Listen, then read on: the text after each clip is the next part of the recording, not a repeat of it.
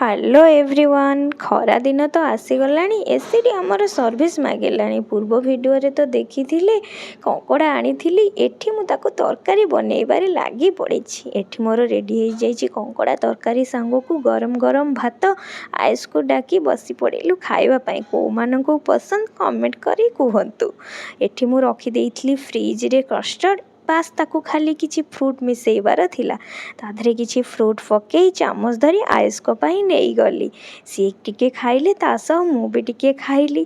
ଖାଇସାରିଲା ପରେ ରାତି ପାଇଁ କିଛି ପ୍ଲାନ୍ ନଥିଲା, ହଠାତ୍ ଆସି ପହଞ୍ଚିଗଲା ବିରିୟାନୀ।